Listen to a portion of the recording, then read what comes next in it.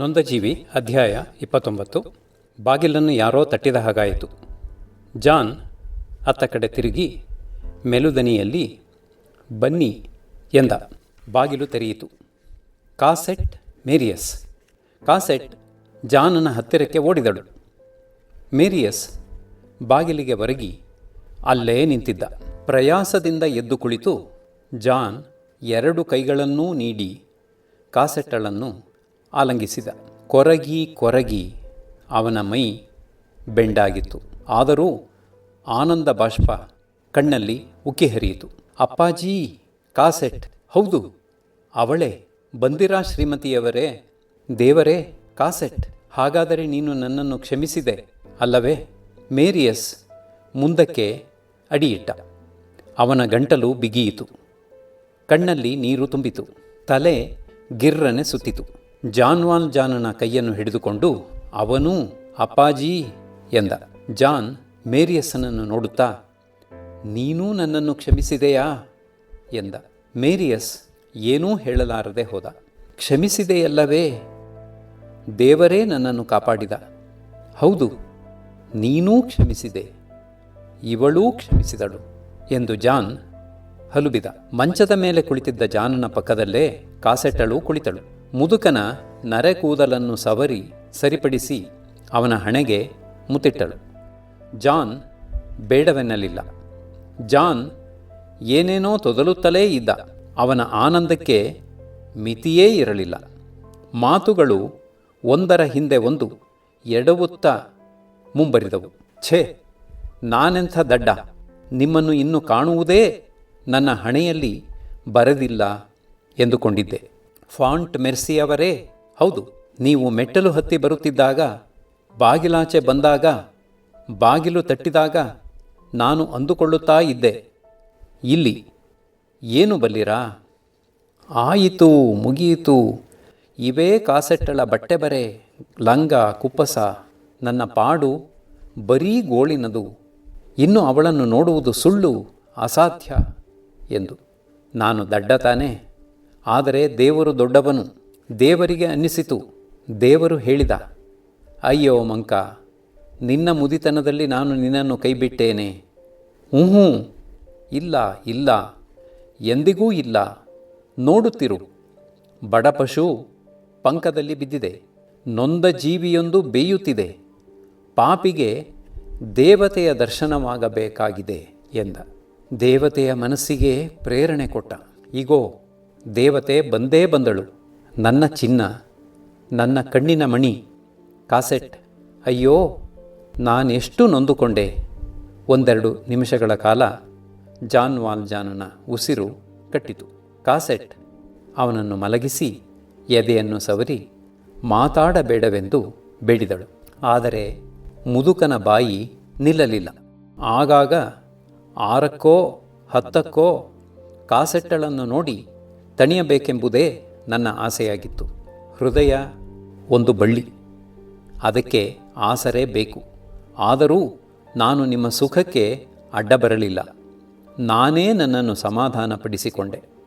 ಸುಮ್ಮನಿರೋ, ಕಾಡಬೇಡವೋ ಅಂತ ಹೇಳಿದೆ ನನ್ನ ಆತ್ಮಕ್ಕೆ. ನೀನಿನ್ನು ಯಾಕೆ ಅವರಿಗೆ?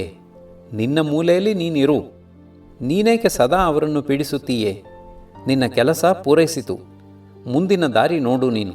ಆದರೆ ದೇವರ ದಯೆ, ಕಾಸೆಟ್ ಬಂದಳು. ಕಾಸೆಟ್, ನಿನ್ನ ಗಂಡ ಎಂಥ ಸುಂದರ ಪುರುಷ ಬಲ್ಲೆಯಾ? ಆಹಾ, ನಿನ್ನ ಕುಪ್ಪಸದ ಅಂಚು ಬಲು ಅಂದವಾಗಿದೆ. ಮಗು, ಅದನ್ನು ಫಾಂಟ್ ಮೆರ್ಸಿಯವರೇ ಆರಿಸಿದರು ಅಲ್ಲವೇ? ಗೊತ್ತು ಕಾಸೆಟ್. ಕಾಶ್ಮೀರದ ಶಾಲನ್ನು ತೆಗೆದುಕೋ 1-2. ಫಾಂಟ್ ಮೆರ್ಸಿಯವರೇ ಇವಳನ್ನು ಮಗು ಎನ್ನಬಹುದೇ? ನಾನು ಕಾಸೆಟ್ ಅಂತ ಕರೆಯಬಹುದೇ? ಅಪ್ಪಣೆ ಕೊಟ್ಟೀರಾ? ಆಗಿ ಹೋಯಿತು, ಇನ್ನೆಷ್ಟು ಹೊತ್ತು ಕರೆದೇನು? ಕಾಸೆಟ್ಟಳ ಮನ ತಡೆಯಲಿಲ್ಲ. ಜಾನನ ಮುಖದ ಹತ್ತಿರ ತನ್ನ ಮುಖವಿರಿಸಿಕೊಂಡು ಅವಳು, ನಮ್ಮನ್ನೇಕೆ ನೀವು ದೂರ ಮಾಡಿದಿರಿ? ಎಲ್ಲಿದ್ದಿರಿ ನೀವು ಇಷ್ಟು ದಿನ? 3-4 ದಿನಗಳಿಗಿಂತ ಹೆಚ್ಚಾಗಿ ಇದುವರೆಗೂ ನೀವು ಎಂದೂ ಊರು ಬಿಟ್ಟವರೇ ಅಲ್ಲವಲ್ಲ? ನಾನು ಆಳನ್ನು ಕಳುಹಿಸಿದ್ದೆ. ನೀವು ಮನೆಯಲ್ಲಿಲ್ಲ ಅಂತ ಅವನು ಬಂದು ಹೇಳಿದ. ನೀವು ಬಂದು ಎಷ್ಟು ದಿನವಾಯಿತು? ಎಲ್ಲಿಗೆ ಹೋಗಿದ್ದಿರಿ? ಅಯ್ಯೋ, ಮೈ ಎಷ್ಟು ಬೆಚ್ಚಗಿದೆ, ಹೇಗೆ ಬೆವರುತ್ತಿದೆ. ನಮಗೆ ಹೇಳಿ ಕಳುಹಿಸಬಾರದಾಗಿತ್ತೇ? ಗುರುತೇ ಸಿಕ್ಕುವುದಿಲ್ಲವಲ್ಲ ಈಗ. ಶುದ್ಧ ಮೊಂಡಾಟ ನಿಮ್ಮದು. ಛೇ, ನಿಮಗೆ ಕಾಯಿಲೆ ಎಂದು ನಮಗೆ ತಿಳಿಯದೇ ಹೋಯಿತಲ್ಲ. ನೋಡಿ, ಕೈ ಎಷ್ಟು ತಣ್ಣಗಾಯಿತು. ಆಗ ಜಾನ್, ಓ ಫಾಂಟ್ ಮೆರ್ಸಿಯವರೇ, ನೀವೂ ಬಂದಿದ್ದೀರಾ? ನನ್ನನ್ನು ಮನ್ನಿಸಿದಿರಿ ತಾನೆ? ಮೇರಿಯಸ್ಸನ ಹೃದಯದ ಉದ್ವೇಗ ಕಟ್ಟೆಯೊಡೆಯಿತು. ಕೇಳಿದೆಯಾ ಕಾಸೆಟ್? ಇವರು ಯಾವಾಗಲೂ ಹೀಗೆಯೇ ನನ್ನನ್ನು ಕ್ಷಮೆ ಬೇಡುತ್ತಿರುತ್ತಾರೆ. ಆದರೂ ಇವರು ನನಗೆ ಮಾಡಿರುವ ಅಪರಾಧ ಏನು ಗೊತ್ತೇ ಕಾಸೆಟ್? ನನ್ನ ಪ್ರಾಣ ಉಳಿಸಿದವರು ಇವರು, ನನ್ನ ಜೀವದಾತ. ನಿನ್ನನ್ನು ನನಗೆ ಕೊಟ್ಟವರು ಇವರು. ನನ್ನನ್ನು ಬದುಕಿಸಿ ನನ್ನ ಬಾಳನ್ನು ಬೆಳಗಿಸಿ ಅನಂತರ ಇವರು ಏನು ಮಾಡಿದರು? ತಾವೇ ಮರೆಯಾದರು, ತಮ್ಮನ್ನೇ ಆಹುತಿ ಕೊಟ್ಟರು. ಇಂಥವರು ಈ ಕೃತಜ್ಞನನ್ನು, ಈ ಕಟುಕನನ್ನು, ಈ ಅಪರಾಧಿಯನ್ನು ಕ್ಷಮೆ ಬೇಡುತ್ತಿದ್ದಾರೆ. ಇವರ ಪಾದ ಸೇವೆಯಲ್ಲಿ ನನ್ನ ಜೀವಮಾನವನ್ನೆಲ್ಲ ಸವೆಸಿದರೂ ಸಾಲದು. ಆ ಬೀದಿಯ ಕದನ, ಆ ಚರಂಡಿ, ಆ ದುರ್ನಾತ, ಆ ನರಕ ಎಲ್ಲವನ್ನೂ ಇವರು ನನಗಾಗಿ ಸಹಿಸಿದರು. ನನ್ನನ್ನು ಬದುಕಿಸುವ ಸಲುವಾಗಿ ಜೀವದಾಸೆಯನ್ನು ತೊರೆದು ಸಾವಿನ ದವಡೆಯನ್ನು ಹೊಕ್ಕರು. ಎಲ್ಲ ಸದ್ಗುಣಗಳೂ, ಎಲ್ಲ ಸಾಹಸಗಳೂ, ಎಲ್ಲ ಪುಣ್ಯಗಳೂ ಇವರಲ್ಲಿ ಮನೆ ಮಾಡಿವೆ. ಕಾಸೆಟ್, ಇವರು ಸಾಕ್ಷಾತ್ ದೇವರು. ಜಾನ್ ಹಾಸಿಗೆಯಿಂದ ಅರ್ಧ ಎದ್ದು, ಬೇಡ ಬೇಡ, ಹಾಗೆಲ್ಲ ಹೇಳಬಾರದು ಎಂದು ಕೈಜೋಡಿಸಿದನು. ಆದರೆ ಮೇರಿಯಸ್ ಸುಮ್ಮನಾಗಲಿಲ್ಲ. ಭಕ್ತಿ ಪರವಶನಾಗಿ ತುಸು ಕೋಪದಿಂದ ಅವನು, ಆದರೆ ನೀವೇಕೆ ಹೇಳಲಿಲ್ಲ? ನಿಮ್ಮದೂ ತಪ್ಪಿದೆ. ನೀವೇ ಬದುಕಿಸಿ ಬಾಳಿಸಿದವನಿಗೆ ನೀವು ಅದನ್ನೇಕೆ ಮರೆಮಾಚಿದಿರಿ? ಅದಕ್ಕೆ ಬದಲಾಗಿ ನೀವು ನಿಮ್ಮನ್ನೇ ತಪ್ಪಿತಸ್ಥನೆಂದು ಏಕೆ ಸಾರಿಕೊಂಡಿರಿ? ಛೇ, ಎಂತಹ ಅನ್ಯಾಯ ಎಂದು ಕಣ್ಣೀರಿಟ್ಟನು. ನಾನು ಸತ್ಯವನ್ನೇ ಆಡಿದೆ. ಇಲ್ಲ, ಸತ್ಯವನ್ನು ಸಂಪೂರ್ಣವಾಗಿ ಬಿಚ್ಚಿ ಹೇಳಲಿಲ್ಲ. ನೀವೇ ಅಲ್ಲವೇ ನಗರಾಧಿಕಾರಿ ಮಾಡಿಲೀನ್? ಅದನ್ನೇಕೆ ಹೇಳಲಿಲ್ಲ? ಅದು ಸತ್ಯಕ್ಕೆ ಸೇರಿದ್ದಲ್ಲವೇ? ಜೇವೆರ್ಟನಿಗೆ ಪ್ರಾಣದಾನ ಮಾಡಿದ್ದೂ ನೀವೇ. ಅದನ್ನೇಕೆ ಮರೆಮಾಚಿದಿರಿ? ಅದೂ ಸತ್ಯಕ್ಕೆ ಸೇರಿದ್ದಲ್ಲವೇ? ನನ್ನನ್ನು ಸಾವಿನ ಬಾಯಿಂದ ಎಳೆತಂದು ಬದುಕಿಸಿದವರು ನೀವೇ. ಅದನ್ನೂ ಹೇಳಲಿಲ್ಲವಲ್ಲ? ಹೇಳಲಿಲ್ಲ, ಏಕೆಂದರೆ ಅದನ್ನು ತಿಳಿಸಿದರೆ ನಾನು ನಿಮ್ಮಲ್ಲೇ ಇರಬೇಕೆಂದು ನೀವು ನಿರ್ಬಂಧಪಡಿಸುತ್ತಿದ್ದಿರಿ. ನೀವು ಸುಖವಾಗಿದ್ದರಾಯಿತು ನನಗೆ. ನನ್ನ ಬಾಳು ನಿಮ್ಮನ್ನೆಲ್ಲ ನಿಮಗೆ ನೆಮ್ಮದಿ ಇರುತ್ತಿರಲಿಲ್ಲ. ನೆಮ್ಮದಿ ಯಾರಿಗೆ? ನೀವಿಲ್ಲಿ ಹೀಗಿದ್ದರೆ ನಮಗೆ ನೆಮ್ಮದಿಯೇ? ಹಾಗೆ ಹೇಳಬೇಡಿ ದಯವಿಟ್ಟು. ಇಲ್ಲ ಇಲ್ಲ, ನಿಮ್ಮನ್ನು ಈಗಲೇ ಮನೆಗೆ ಕರೆದುಕೊಂಡು ಹೋಗುತ್ತೇವೆ. ಬಲವಂತದಿಂದಾದರೂ ಸರಿ. ಅಕಸ್ಮಾತ್ತಾಗಿ ತಿಳಿಯಿತು ನನಗೆ ಈ ಸಂಗತಿಯೆಲ್ಲ. ನೀವಿಲ್ಲದೆ ನಮ್ಮ ಬದುಕು ವ್ಯರ್ಥ, ನಿಸ್ಸಾರ. ನೀವು ಅವಳ ತಂದೆ, ನನ್ನ ತಂದೆ. ಈ ಮನೆಯಲ್ಲಿ ನೀವು ಇನ್ನು ಒಂದು ದಿನ ಕೂಡ ಇರಬಾರದು. ನಾಳೆ ಇಲ್ಲಿ ಇರುವ ಯೋಚನೆ ಇದ್ದರೆ ಅದನ್ನು ಬಿಟ್ಟು ಬಿಡಿ. ನಾಳೆ ನಾನಿಲ್ಲಿರುವುದಿಲ್ಲ, ನಿಮ್ಮ ಮನೆಯಲ್ಲೂ ಇರುವುದಿಲ್ಲ. ಹಾಂ, ಆಯಿತು, ನಿಮ್ಮ ಪ್ರಯಾಣ ಗಿಯಾಣ ಮುಗಿಯಿತು. ಇನ್ನು ನಾವು ಒಪ್ಪುವುದಿಲ್ಲ. ನಮ್ಮನ್ನು ಅಗಲಿರಬಾರದು ನೀವಿನ್ನು. ನೀವು ನಮಗೆ ಸೇರಿದ ವಸ್ತು. ನಾವು ನಿಮ್ಮನ್ನು ಬಿಡಲೊಲ್ಲೆವು. ಕಾಸೆಟ್ಟಳು ಗಂಡನ ಆಹ್ವಾನಕ್ಕೆ ದನಿಗೂಡಿಸಿದಳು. ಅಪ್ಪಾಜಿ, ನಾವು ಬಂದ ಗಾಡಿಯೇ ಇದೆ.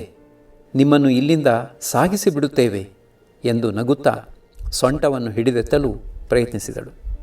ಆಗ ವೈದ್ಯನು ಒಳಗೆ ಪ್ರವೇಶಿಸಿದನು. ನಮಸ್ಕಾರ ಸ್ವಾಮಿ, ನೋಡಿ ನನ್ನ ಮಕ್ಕಳು ಎಂದು ಜಾನ್ ಅವರಿಗೆ ಕೈ ಸನ್ನೆ ಮಾಡಿದನು. ಮೇರಿಯಸ್ ವೈದ್ಯನನ್ನು ಸಮೀಪಿಸಿ ಸ್ವಾಮಿ ಎಂದು ತನ್ನ ಮನಸ್ಸಿನಲ್ಲಿದ್ದ ಭಾವನೆಗಳನ್ನೆಲ್ಲ ಅದೊಂದೇ ಮಾತಿನಲ್ಲಿ ಪ್ರಶ್ನೆಯ ರೂಪವಾಗಿ ಹೊರಗೆಡಹಿದ. ವೈದ್ಯನ ಕಣ್ಣು ಅವನಿಗೆ ಉತ್ತರ ಕೊಟ್ಟಿತು. ಎಲ್ಲರೂ ಸ್ತಬ್ಧರಾದರು. ಎಲ್ಲರ ಎದೆಯ ಮೇಲೂ ತಡೆಯಲಾರದ ಭಾರ ಎರಗಿತು. ಜಾನ್ ಮಾತ್ರ ನಮಗೆ ಬೇಕಾದಂತೆ ಜಗತ್ತು ನಡೆಯಲಿಲ್ಲ ಎಂದು ದೇವರನ್ನು ದೂಷಿಸಬಾರದು ಎಂದ. ಅವರೆಲ್ಲರಿಗೂ ಆಶ್ವಾಸ ಕೊಡುವಂತಿತ್ತು ಮುದುಕನ ಕನವರಿಕೆಯ ವಚನ. ಜಾನ್ ವಾಲ್ಜಾನ್ ಕಾಸೆಟ್ಟಳನ್ನೇ ನೋಡುತ್ತಾ ಮಲಗಿದ್ದನು. ಕಾಲದ ಅಂತ್ಯದವರೆಗೆ ಮಾಸಿ ಹೋಗದಂತೆ ಅವಳ ಚಿತ್ರವನ್ನು ಚಿತ್ತಭಿತ್ತಿಯಲ್ಲಿ ಬರದೆ ಇರಿಸಿಕೊಳ್ಳುವವನ ಹಾಗೆ ಅವನು ಅವಳನ್ನು ದಿಟ್ಟಿಸಿದನು. ಅವನು ಇಳಿಯುತ್ತಿದ್ದ ಕತ್ತಲೆಗೆ ಅದೊಂದೇ ಅವನಿಗೆ ಬೆಳಕಿನ ರಶ್ಮಿಯಾಗಿತ್ತು. ಅವಳ ಮುಖದ ಪ್ರಭೆ ಅವನ ಮುಖದಲ್ಲೂ ಕೊಂಚ ಬೆಳಗಿತು. ಮರಣಕ್ಕೂ ಅದು ಮೆರುಗು ಕೊಟ್ಟಿತು. ವೈದ್ಯನು ನಾಡಿ ಹಿಡಿದು ಪರೀಕ್ಷಿಸಿ ಕಾಸೆಟ್ಟಲನ್ನೂ ಮೇರಿಯಸ್ಸನನ್ನೂ ಸಂಬೋಧಿಸಿ, ಇವರೇ ನಿಮಗೆ, ನೀವೇ ಇವರಿಗೆ ಬೇಕಾಗಿದ್ದುದು ಎಂದು ಹೇಳಿ ಮೇರಿಯಸ್ಸನ ಕಿವಿಯ ಹತ್ತಿರ ಬಾಯಿಟ್ಟು, ಆದರೆ ಕಾಲ ಮೀರಿ ಬಂದಿರಿ ಎಂದನು. ಜಾನ್ ತನಗೆ ತಾನೇ ಏನೋ ಹೇಳಿಕೊಳ್ಳುತ್ತಿದ್ದ. ಸಾಯುವುದು ಸುಲಭ, ಬದುಕಿರುವುದೇ ಕಷ್ಟ. ಮನೆಯ ಆಳು ಒಳಗೆ ಬಂದನು. ವೈದ್ಯನು ಸಂಜ್ಞೆ ಮಾಡಿದರೂ ಸುಮ್ಮನಿರದೆ, ಪ್ರಾರ್ಥನೆ ನಡೆಸಲು ಅರ್ಚಕರನ್ನು ಕರೆತರಲೇ ಎಂದಳು. ಆ ಮಾತು ಜಾನ್ ವಾಲ್ಜಾನನ ಕಿವಿಗೆ ಬಿತ್ತು. ಬೇಡ, ಒಬ್ಬರು ಆಗಲೇ ನನ್ನ ಬಳಿ ಇದ್ದಾರೆ ಎನ್ನುತ್ತಾ ಅವನು ಹಾಸಿಗೆಯ ಬಳಿ ಕೈ ತೋರಿದನು. ಬಹುಶಃ ಅವನ ದೃಷ್ಟಿಗೆ ಅಲ್ಲೇ ಯಾರೋ ನಿಂತಂತೆ ಇತ್ತೋ ಏನೋ. ಬೆಳ್ಳಿಯ ದೀಪದ ಕಂಬಗಳನ್ನು ಇತ್ತವರು ಅವನ ಅಂತ್ಯಕಾಲದಲ್ಲಿ ಅವನನ್ನು ಆಶೀರ್ವದಿಸಲು ಬಂದಿರಬಹುದಲ್ಲವೇ? ಜಾನನ ಬೆನ್ನಿಗೆ ಸರಿಯಾಗಿ ಕಾಸೆಟ್ಟಳು ಒಂದು ದಿಂಬನ್ನು ಇರಿಸಿದಳು. ಜಾನ್ ಕನವರಿಸುತ್ತಲೇ ಇದ್ದ.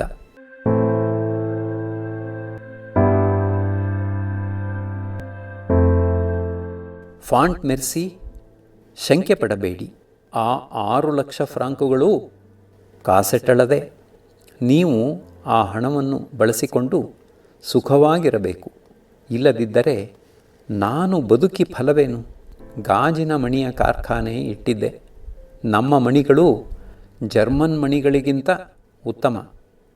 ಅಗ್ಗ, ನಾನು ಅಲ್ಲಿ ಸಂಪಾದಿಸಿದ್ದು ಆ ಹಣ.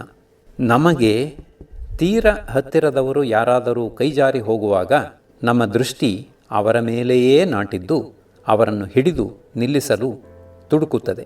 ಮಕ್ಕಳಿಬ್ಬರೂ ಸಂಕಟದಿಂದ ಸ್ತಬ್ಧರಾಗಿ ಸಾವಿಗೆ ಏನು ಎದುರು ಹೇಳುವುದೆಂಬುದನ್ನು ಅರಿಯದೆ ಅದಕ್ಕೆ ಅಂಜುತ್ತಾ ಒಬ್ಬರ ಕೈಯನ್ನು ಒಬ್ಬರು ಹಿಡಿದುಕೊಂಡು ಅಲ್ಲೇ ನಿಂತಿದ್ದರು. ಕ್ಷಣ ಕ್ಷಣಕ್ಕೂ ಜಾನನ ಬಲ ಕುಂದಿತು. ಅವನು ಈ ಜಗದ ಎಲ್ಲೆಯನ್ನು ಸೇರಿದ್ದ. ಉಸಿರಾಡುವುದೂ ಕಷ್ಟವಾಯಿತು. ಗಂಟಲು ಗರಗರ ಎಂದಿತು. ಕೈಕಾಲುಗಳು ಸೆಟೆತುಕೊಂಡುವು. ಆದರೆ ಅವನ ಹಣೆಯ ಮೇಲೆ ಹೊಸ ತೇಜಸ್ಸು ಮೂಡಿತು.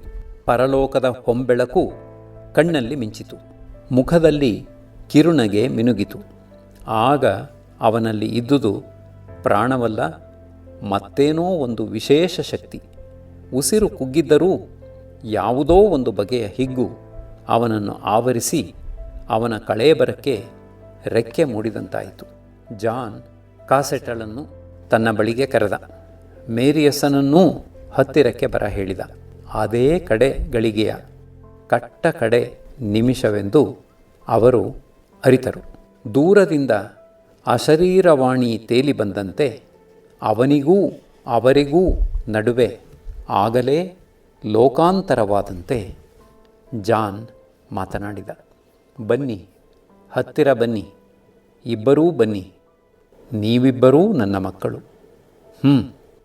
ಹೀಗೆ ಸಾಯುವುದೇ ಸುಖ. ನನ್ನ ಬೆನ್ನ ಹಿಂದೆ ಆ ದಿಂಬನ್ನು ಇಟ್ಟೆ ನೋಡು, ಅದು ಸರಿ. ಇನ್ನೂ ಈಗಲೂ ನಿನಗೆ ಮುದುಕನ ಮೇಲೆ ಪ್ರೀತಿ ಇದೆ. ಅದೇ ಬೇಕಾಗಿತ್ತು ನನಗೆ. ನಾನು ಹೋದರೆ ನನಗಾಗಿ ಕಣ್ಣೀರು ಬಿಡುತ್ತೀರಲ್ಲವೇ? ಹೆಚ್ಚು ಅಳಬೇಡಿ, ತುಂಬ ದುಃಖಿಸಬಾರದು. ಅದು ನನಗೆ ಆಗುವುದಿಲ್ಲ. ಮಕ್ಕಳು ಸಂತೋಷವಾಗಿರಬೇಕು. ಗಾಜಿನ ಮಣಿಗಳನ್ನು ಮಾಡಿದೆವು, ಅಲ್ಲಿ ಗುಂಡಿಗಳನ್ನೂ ಮಾಡಿದೆವು. ಗುಂಡಿಗಳಿಂದ ಲಾಭ ಹೆಚ್ಚು. 6 ಲಕ್ಷ ಹಾಗೆಯೇ ಸಂಪಾದಿಸಿದ್ದು ಫಾಂಟ್ ಮೆರ್ಸಿಯವರೇ. ಸಂದೇಹ ಪಡಬೇಡಿ, ನ್ಯಾಯವಾಗಿ ಗಳಿಸಿದ್ದು. ಯೋಚನೆ ಮಾಡಬೇಡಿ, ವೆಚ್ಚ ಮಾಡಿಕೊಂಡು ಸುಖವಾಗಿರಿ. ಒಳ್ಳೆಯದೊಂದು ಕುದುರೆ ಗಾಡಿ ಕೊಂಡುಕೊಳ್ಳಬೇಕು ನೀವು. ನಾಟಕಗಳಿಗೆ ಹೋಗಿ ಆಗಾಗ. ಆಮೇಲೆ ಕಾಸೆಟ್, ನೀನು ಸೊಗಸಾದ ಉಡುಪು ತೆಗೆದುಕೋ. ನಿನ್ನ ಗೆಳತಿಯರಿಗೆಲ್ಲ ಆಗಾಗ ಭೋಜನಕೂಟವಿಡು. ಆನಂದವಾಗಿ ಬಾಳಿ. ಅಲ್ಲಿಟ್ಟಿದ್ದೇನೆ ನೋಡು, ಬೆಳ್ಳಿಯ ದೀಪದ ಕಂಬಗಳು 2. ಅವು ನಿನಗೆ. ಬೆಳ್ಳಿ ಅಂದೆನೇ ಚಿನ್ನ, ಅದು ವಜ್ರ ವೈಢೂರ್ಯ ನನಗೆ ಅವನ್ನು ಕೊಟ್ಟವರು ಈಗ ನನ್ನನ್ನು ಒಪ್ಪುತ್ತಾರೋ ಏನೋ, ಬರಮಾಡಿಕೊಳ್ಳುತ್ತಾರೋ ಏನೋ. ನಾನು ಅವರನ್ನು ವಂಚಿಸದೆ ನಡೆದಿದ್ದೇನೆ. ಮಕ್ಕಳಿರ, ನಾನು ಕೇವಲ ದರಿದ್ರನು, ಬಡವ. ನೆನಪಿರಲಿ, ನನಗೆ ಬಡವನಂತೆ ಸಂಸ್ಕಾರ ಸಾಕು. ನಿಮಗೆ ಅನುಕೂಲ ತೋರಿದ ಕಡೆ ಹುಳಿ, ಪಕ್ಕದಲ್ಲಿ ಒಂದು ಕಲ್ಲು ನೆಡಿ. ಹೆಸರು ಗಿಸರು ಏನೂ ಬೇಡ. ಯಾವಾಗಲಾದರೂ ಕೊಂಚ ಹೊತ್ತು ಅಲ್ಲಿಗೆ ಕಾಸೆಟ್ ಬಂದರೆ ನನಗೆ ಪರಮಾನಂದ. ಗೊತ್ತಾಯಿತೇ? ಫಾಂಟ್ ಮೆರ್ಸಿಯವರೇ, ನೀವೂ ಬನ್ನಿ. ನಿಮ್ಮನ್ನು ನಾನು ಒಂದೇ ಸಮ ಪ್ರೀತಿಸಲಿಲ್ಲ, ಕ್ಷಮಿಸಿ. ಈಗ ನಾನು ಅರಿತುಕೊಂಡೆ.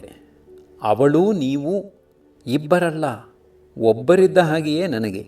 ಯಾವ ಭೇದವೂ ಇಲ್ಲ. ನೀವು ನನಗೆ ಬಹಳ ಉಪಕಾರ ಮಾಡಿದಿರಿ. ಕಾಸೆಟರನ್ನು ಪ್ರೀತಿಸಿ ಸಂತೋಷಪಡಿಸಿದಿರಿ. ಅವಳು ನಕ್ಕರೆ ನಾನೂ ನಗುತ್ತಿದ್ದೆ, ಅವಳು ಅತ್ತರೆ ನಾನೂ ಅಳುತ್ತಿದ್ದೆ. ನೋಡಿ, ಆ ಬೀರುವಿನಲ್ಲಿ 500 ಫ್ರಾಂಕಿನ ನೋಟೊಂದಿದೆ. ಅದು ಬಡವರಿಗಾಗಿ.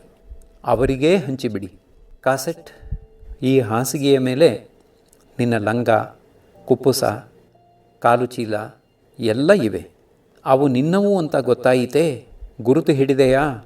10 ವರ್ಷಗಳ ಹಿಂದೆ ನೀನು ತೊಟ್ಟಿದ್ದವು ಅವು. 10 ವರ್ಷ ಎಷ್ಟು ಬೇಗನೆ ಓಡಿದವು. ಆಯಿತು, ಅಳಬಾರದು. ಎಲ್ಲೂ ದೂರ ಹೋಗುತ್ತಿಲ್ಲ ನಾನು. ಇಲ್ಲೇ ಹತ್ತಿರವೇ, ನಿಮ್ಮ ಹತ್ತಿರವೇ ಇರುತ್ತೇನೆ. ತಿರುಗಿ ನೋಡಿದರೆ ಸಾಕು ನೀವು. ನಾನು ನಗುತ್ತಾ ಇರುತ್ತೇನೆ, ನೀವು ನೋಡಬಹುದು. ಕತ್ತಲಾಗುತ್ತಲೇ ನೋಡಿ, ನಾನು ನಗುತ್ತಾ ಇರುತ್ತೇನೆ. ಆಮೇಲೆ ಕಾಸೆಟ್, ಹೌದು, ನಿನಗೆ ನಿನ್ನ ತಾಯಿಯ ಹೆಸರನ್ನು ತಿಳಿಸಬೇಕು. ಇದೇ ಸಕಾಲ. ಅವಳ ಹೆಸರು ಫಾಂಟೀನ್. ಜ್ಞಾಪಕ ಇಟ್ಟುಕೋ, ಫಾಂಟೀನ್. ಅದನ್ನು ಉಚ್ಚರಿಸುವಾಗಲೆಲ್ಲ ಮಂಡಿಯೂರಿ ನಮಸ್ಕರಿಸು. ಅವಳು ತುಂಬ ಸಂಕಟದಲ್ಲಿ ಬದುಕಿದವಳು. ನಿನ್ನನ್ನು ಬಹಳವಾಗಿ ಮುದ್ದಿಸಿದಳು, ಪ್ರೀತಿಸಿದಳು. ನೀನು ಸುಖದಲ್ಲಿ ಬಾಳಬೇಕೆಂದು ಅವಳು ದುಃಖದಲ್ಲಿ ಬೆಂದಳು. ದೇವರ ಲೀಲೆ ಅವನಿಗೇ ಗೊತ್ತು. ಅವನು ಎಲ್ಲವನ್ನೂ ಬಲ್ಲ. ನಕ್ಷತ್ರಗಳ ನಡುವೆ ಇದ್ದು ಅವನು ಎಲ್ಲವನ್ನೂ ನೋಡುತ್ತಿರುವನು. ಸರಿ, ನಾನು ಹೊರಡುತ್ತೇನೆ. ಇನ್ನು ಒಬ್ಬರನ್ನೊಬ್ಬರು ಚೆನ್ನಾಗಿ ಪ್ರೀತಿಸಿ ಸುಖವಾಗಿ ಬಾಳಿ. ಲೋಕದಲ್ಲಿ ಬೇಕಾದದ್ದೇ ಅದು, ಪ್ರೀತಿ. ಈ ಮುದುಕನನ್ನು ಆಗಾಗ ನೆನೆಯಿರಿ. ನಿನ್ನನ್ನು ಬಹಳ ದಿನಗಳಿಂದ ನೋಡಲಿಲ್ಲ ನಾನು. ಎಷ್ಟೋ ಸಲ ದುಃಖ ತಡೆಯಲಾರದೆ ನಿಮ್ಮ ಮನೆಗೆ ಹೊರಟೆ. ನಿಮ್ಮ ಬೀದಿಯ ಕೊನೆಯ ತನಕ ಬಂದೆ. ಕಣ್ಣಿಗೆ ಮಂಜು ಕವಿಯುತ್ತಿದೆ. ಮಕ್ಕಳಿರಾ, ಇನ್ನೂ ಏನೇನೋ ಹೇಳಬೇಕು ಎನಿಸುತ್ತಿದೆ. ಆದರೆ ಚಿಂತೆಯಿಲ್ಲ. ಎಷ್ಟು ಹೇಳಿದರೆ ತಾನೇ ತೃಪ್ತಿಯುಂಟೆ? ನನ್ನನ್ನು ನೆನೆಯುತ್ತೀರಿ ತಾನೆ? ಆಹಾ, ನನಗೆ ಏನಾಗುತ್ತಿದೆ? ಆಗೋ, ಯಾವುದೋ ಬೆಳಕು. ಬನ್ನಿ ಬನ್ನಿ, ಹತ್ತಿರ ಬನ್ನಿ. ನಿಮ್ಮ ತಲೆಯ ಮೇಲೆ ಕೈ ಏರಿಸುತ್ತೇನೆ. ಕಾಸೆಟ್, ಮೇರಿಯಸ್ ಇಬ್ಬರೂ ಮಂಡಿಯೂರಿ ಮಂಚದ ಬಳಿ ಕುಳಿತರು. ಕಂಬನಿ ಸುರಿಸುತ್ತಾ ಜಾನ್ ವಾಲ್ಜಾನನ ಕೈಗಳನ್ನು ಹಿಡಿದರು. ಅವುಗಳ ಚಲನ ನಿಂತಿತು. ಬೆಳ್ಳಿಯ ದೀಪದ ಕಂಬಗಳಲ್ಲಿದ್ದ ಮೇಣದ ಬತ್ತಿಯ ಬೆಳಕು ಜಾನನ ಮುಖವನ್ನು ಬೆಳಗಿಸಿತು. ಅವನ ಮುಖ ಸ್ವರ್ಗದ ಕಡೆ ತಿರುಗಿತ್ತು. ಪ್ರಾಣಪಕ್ಷಿ ಪಂಜರದಿಂದ ಹಾರಿಹೋಗಿತ್ತು. ಕಗ್ಗತ್ತಲೆ. ಆಕಾಶದಲ್ಲಿ ಒಂದು ನಕ್ಷತ್ರವೂ ತೊಳಗಲಿಲ್ಲ. ಆದರೂ ಅಂದು ದೇವಲೋಕದ ದೂತನೊಬ್ಬ ಜಾನನ ಆತ್ಮವನ್ನು ಕರೆದೊಯ್ಯಲು ಅಲ್ಲಿಗೆ ಇಳಿದು ಬಂದಿರಲೇಬೇಕು.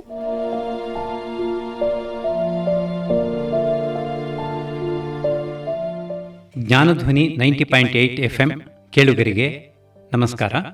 ಕಥಾ ಸಮಯದಲ್ಲಿ ನೊಂದಜೀವಿ ಕಥೆಯನ್ನು ಕೇಳುತ್ತಿದ್ದೀರಿ. ಒಬ್ಬ ಕೈದಿ ಜೀವನಾನುಭವಗಳಿಂದ ನುರಿಯುತ್ತಾ ಮಹಾಸತ್ವವುಳ್ಳವನಾದ್ದರಿಂದ ಮಹಾನುಭಾವನಾಗಿ ಪರಿವರ್ತನೆ ಹೊಂದುವ, ಪ್ರತಿ ಹಂತದಲ್ಲೂ ಬೆಳವಣಿಗೆ ಹೊಂದುತ್ತಾ ಬರುವುದು ಕೇಳುಗರಿಗೆ ಆಕರ್ಷಕವಾಗಿದೆ. ಜಾನ್ ವಾಲ್ಜಾನ್ ನಿಜವಾಗಿಯೂ ಮಹಾಪುರುಷ. ಧಾರ್ಮಿಕ ಮತ್ತು ಸಾಮಾಜಿಕ ತೊಡಕುಗಳನ್ನು ಎದುರಿಸಲು ಅವನು ತೋರುವ ಸಾಹಸ ದೈವಿ ಗುಣದಿಂದ ಮೂಡಿದ್ದಾಗಿದೆ. ಕಡೆಯ ಪುಟದವರೆಗೂ ಮುಂದೆ ಅವನಿಗೆ ಏನಾಯಿತು ಎಂದು ತಿಳಿಯಬೇಕು ಎನಿಸುವುದು. ಆದರೆ ಇದು ಬರಿಯ ಸಾಹಸ ಪರಂಪರೆಯ ಕಥೆಯಲ್ಲ. ಇಲ್ಲಿ ನಾವು ಕಂಡು ಮೆಚ್ಚುವುದು ಒಬ್ಬ ಮಹಾತ್ಮನನ್ನು. ಪುಟವಿಟ್ಟ ಚಿನ್ನದಂತೆ ಪ್ರಜ್ವಲಿಸುವ ಒಂದು ಆತ್ಮದ ಚರಿತ್ರೆ ಇದು. ಅನ್ಯಾಯ ಅಧರ್ಮಗಳೊಡನೆ ಸತತವೂ ಹೋರಾಡಿದ ಒಬ್ಬ ಧೀರನ ಜೀವನ ಚರಿತ್ರೆ. ಈ ಕಾದಂಬರಿಯನ್ನು ಕುರಿತು ಸ್ವಿನ್ಬರ್ನ್ ಎಂಬ ಪ್ರಸಿದ್ಧ ಆಂಗ್ಲ ಕವಿ ಹೀಗೆ ಬರೆದಿದ್ದಾನೆ: ಮಾನವನು ತನ್ನ ಮನಸ್ಸಿನಲ್ಲಿ ಕಲ್ಪಿಸಿದ, ಕಾಗದದ ಮೇಲೆ ಬರೆದಿಟ್ಟ ಮಹಾ ಕಾದಂಬರಿಗಳಲ್ಲೆಲ್ಲ, ಅವನ ಭಾವನಾ ಪ್ರಪಂಚದಲ್ಲಿ ಮೂಡಿ ಹೊರಬಂದ ಕಥೆಗಳಲ್ಲೆಲ್ಲ ಇದು ಅತ್ಯಂತ ಮಹತ್ವದ್ದು. ಇಲ್ಲಿ ಒಂದು ಜೀವ ರೂಪಾಂತರಗೊಳ್ಳುತ್ತದೆ, ಪರಿಶುದ್ಧವಾಗುತ್ತದೆ, ನೊಂದು ಪರಿಮಳಿಸುತ್ತದೆ, ತಪಿಸಿ ಪುನೀತವಾಗುತ್ತದೆ. ಸುಖ ದುಃಖಗಳನ್ನು ನಾವು ಇಲ್ಲಿ ಉಚ್ಚ ನೀಚಗಳೆರಡೂ ಹಂತಗಳಲ್ಲೂ ಕಾಣುತ್ತೇವೆ. ಮಾನವ ಕುಲ ಎಂಥ ಪಾತಾಳಕ್ಕೆ ಇಳಿಯಬಹುದು, ಎಂಥ ಸ್ವರ್ಗಕ್ಕೆ ಏರಬಹುದು, ಎರಡನ್ನೂ ಇಲ್ಲಿ ನಾವು ಅರಿತು ಅಚ್ಚರಿಪಡಬಹುದು.